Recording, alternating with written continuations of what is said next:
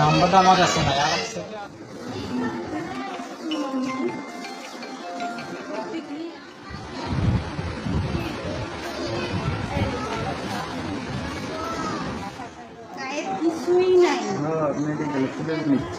সব বউ থুয়ে চলে যায়। হ্যাঁ বলছে ভাই, বলছে ভাই। হ্যাঁ বলেন।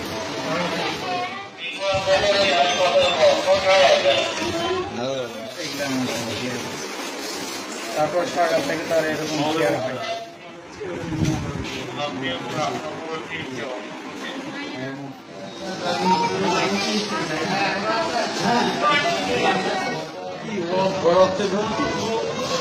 আমার আরো না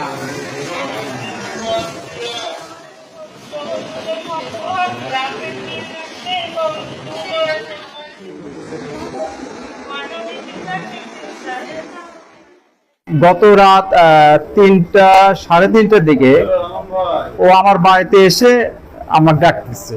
তখন উঠে দেখি যে আলম। দেখলাম যে রাতে কেন তুমি এখানে, আসো বসি কথা বলি।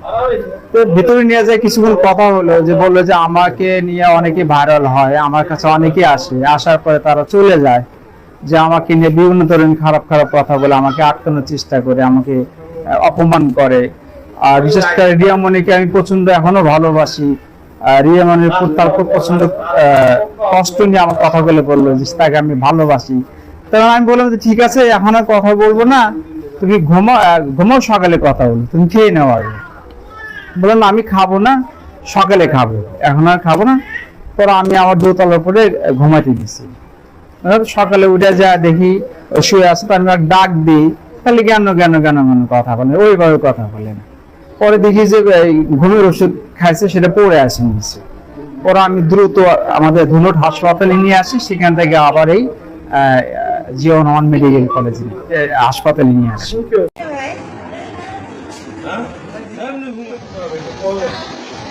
নাম্বারটা আমার কাছে নাই।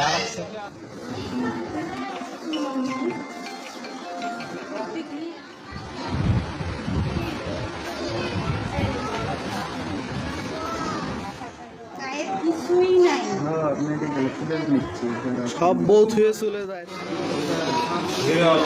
হ্যাঁ বলছে ভাই, বলছে ভাই। হ্যাঁ বলেন।